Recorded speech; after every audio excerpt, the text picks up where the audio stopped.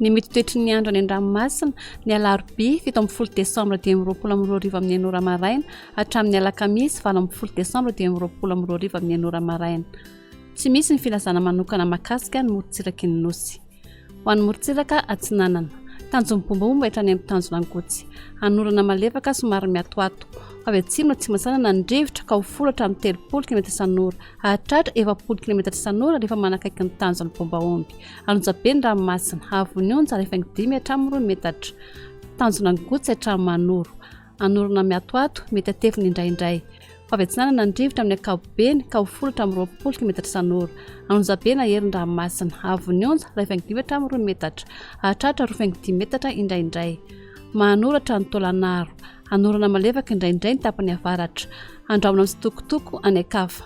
Avy atsinanana avaratra atsinanana ny rivotra ka ho roapolatra amin'ny 30 km isan'ora. Anonjabe ny ranomasina havon'ny onja rehefa 5 hatramin'ny 2 metatra. Tôlanaro hatrany amin'ny tanjona vohimena. Hibalika ny masoandro. Avy atsinanana ny rivotra ka ho 30 amin'ny 20 km isan'ora. Hahatratra 10 km isan'ora indraindray. Aherin'ny ranomasina havon'ny onja rehefa 5 hatramin'ny 3 metatra. Ho an'ny morontsiraka andrefana. Tanjony vohimena hatrany amin'ny tanjona kapoha. Andraona mahalana. Ivovo amin'ny fitsokan'ny rivotra ka ho folatra amin'ny 30 km isan'ora. Adin'ny mpanonja nanonjabe ny ranomasina. Havon'ny onja ny didina ny 2 metatra. Hahatratra rehefa 5 hatramin'ny 2 metatra any amin'ny tapany atsimo. Tanjona kapoha hatrany amin'ny tanjona filanandro. Anorana tandrifondrahona vitsy ny alina sy ny voamaraina.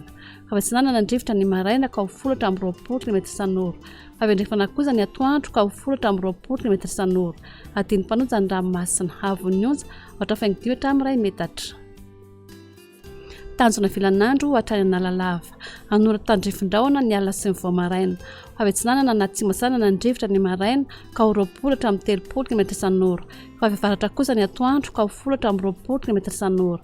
Adin'ny mpanonja ny ranomasina havon'ny onja ohatra 5 hatramin'ny 2 metatra. Analalava hatrany amin'ny tanjona bombahomby. Anorana tandrifondrahona eo anelanelan'ny analalava sy nosy ny voamaraina. Andraona vitsy any akafa. Avy atsinanana ny rivotra ka ho folatra amin'ny 20 km isan'ora. Hahatratra 30 hatramin'ny 20 km isan'ora ny eo anelanelan'ny nosy sy ny tanjona bombahomby. Adin'ny mpanonja ny ranomasina havon'ny onja ohatra 5 hatramin'ny 2 metatra.